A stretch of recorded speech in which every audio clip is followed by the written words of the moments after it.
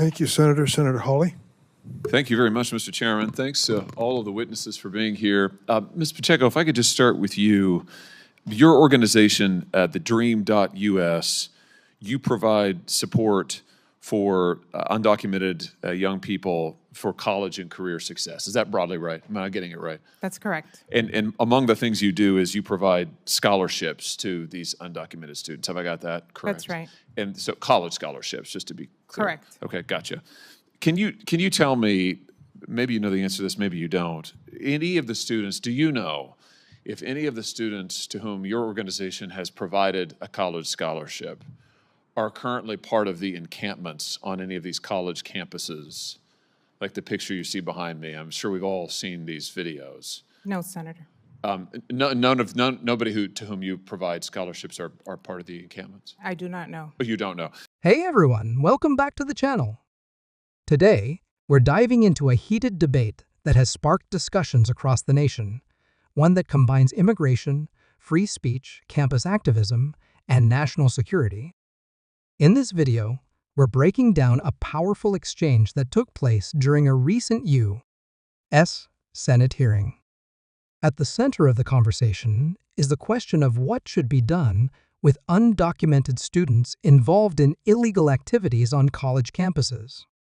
The focus here?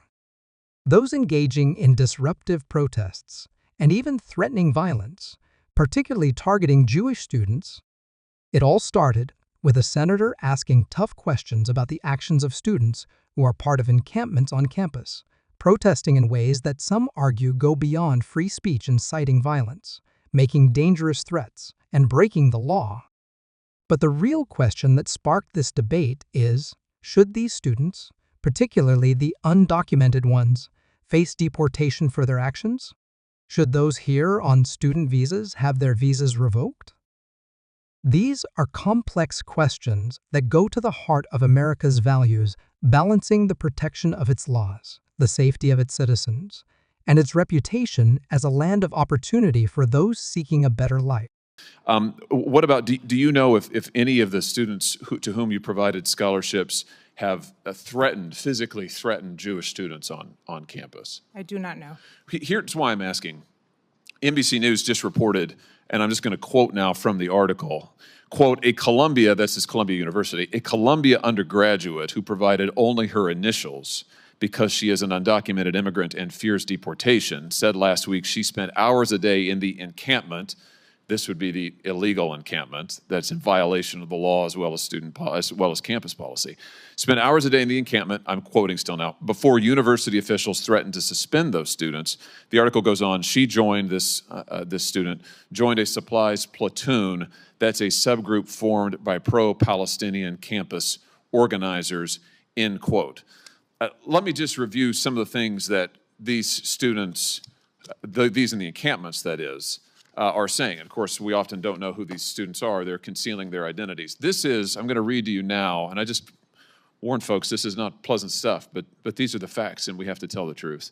This is just from last night at George Washington University. That's here in this town.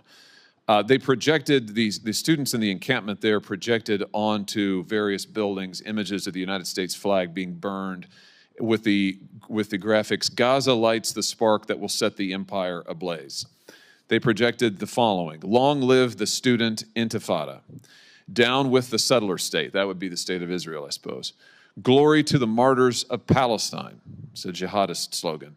Stained with the blood of 44,000 Palestinians. That's last night at GW. Also at GW, they're now calling for beheading, the student encampment, beheading of individuals who support the state of Israel, including holding a people's tribunal where they're putting on trial, quote unquote, various members of their own board of trustees and calling for a guillotine. The senator asks a powerful question. If these students are engaging in illegal activities, should they be deported? Should the U.S.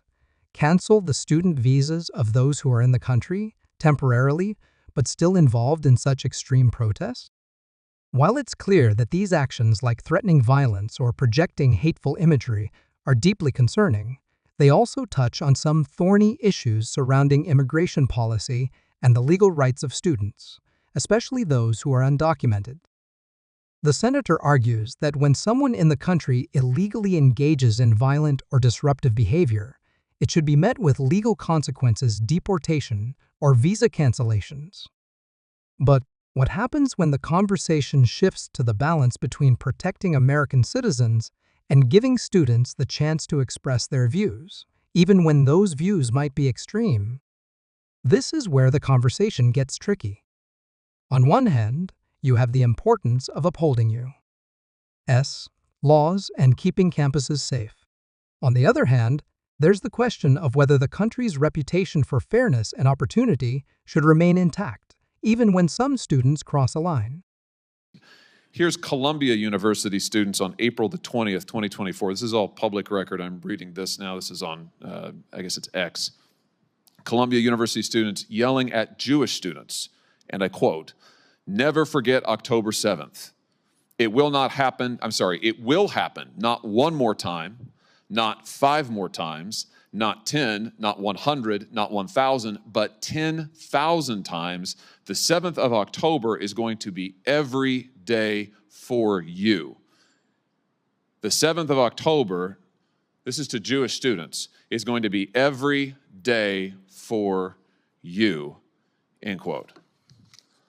I guess my question is, Ms. Pacheco, and for anybody else on the panel too, shouldn't we be deporting these students? If we have undocumented students who are here unlawfully in the country who are violating the law, let's just be clear here now, this is a violation of the law, and if they're also deliberately inciting persecution of a person on account of their race, which surely calling for the murder of Jews does that, shouldn't we be deporting them? Does anybody think we shouldn't be? Shouldn't we be deporting these students who are here unlawfully? Ms. Pacheco?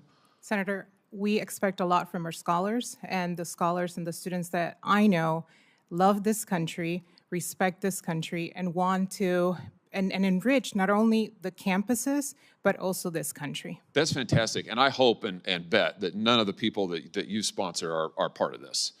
And I certainly hope that's the case.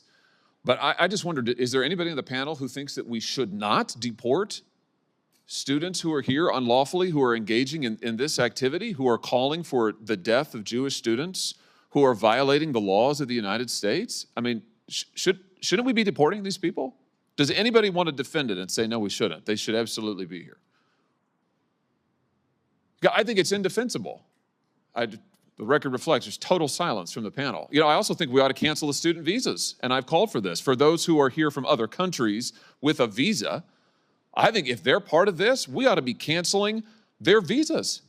We ought to send a clear message. Actually, Ms. Pacheco, I think it was you in your opening statement put it really beautifully about how part of what we're talking here today represents the character of the country. I think that's very appropriate. And we need to send a message about this activity, not just about the trespassing and the destruction of buildings. That's bad, that's unlawful.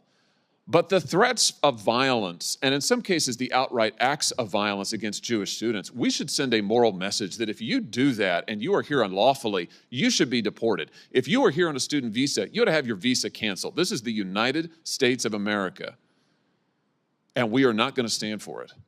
And I would just hope we could speak with one moral voice on this issue. Thank you, Mr. Chairman. Senator Whitehouse. Thank you, Chairman.